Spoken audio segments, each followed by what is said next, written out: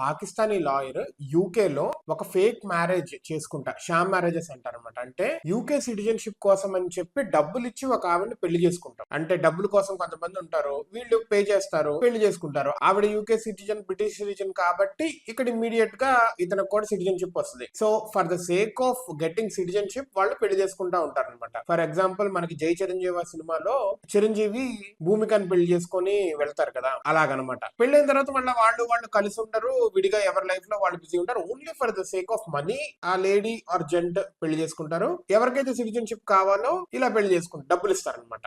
కొన్ని నిమిషాల్లో పెళ్లి చేసుకోవాల్సి ఉంటే ఐడెంటిఫై చేసి యూకే బోర్డర్ ఏజెన్సీ అఫీషియల్స్ ఆ లాయర్ ఎవరైతే ఉన్నారో పాకిస్తానీ లాయర్ తను తీసుకెళ్లారు. అయితే ఇది వెరీ కామన్ షామ్ మ్యారేజెస్ అంటారు, SHAM, షామ్ మ్యారేజెస్ అంటే ఫేక్ మ్యారేజెస్ లేకపోతే ఓన్లీ సేక్ ఆఫ్ మనీ జరిగే మ్యారేజెస్ అనమాట. ఈ మ్యారేజెస్ చాలా కామన్, పాత రోజుల్లో బాగానే జరిగాయి. ఇప్పుడు ఐడెంటిఫై చేస్తున్నారు అండ్ ఐడెంటిఫై చేసి తప్పులు ఏమన్నా ఉన్నా, ఆల్రెడీ మ్యారేజ్ అయిపోయిన only for the sake of marriage చేసుకుంటున్నా కానీ వాళ్ళని తీసుకెళ్లి జైల్లో పెట్టడమో డిపోర్ట్ చేయడమో ఏదో ఒకటి చేస్తున్నారు. అండ్ దీనికి ఫైన్ £13,000 కూడా ఉంది. సో యూకే ఇంతలాగా గబ్బులా తగలడానికి one of the major reasons కూడా ఇవే. ఇంకేం చేస్తాంలే కానీ యూకే ఇప్పుడు ఒక రకంగా నెక్స్ట్ ఇస్లామిక్ కంట్రీ యూకేనే అవుతుంది. We have to wait and see. యూకేకి ఏ కంట్రీకైనా కానీ మంచి జరగాలంటే ఇట్లాంటి ఇల్లీగల్ ప్రాక్టీసెస్ ని ఐడెంటిఫై చేయాలి అండ్ వెరీ స్ట్రాంగ్లీ కూడా పనిష్ చేయాలి.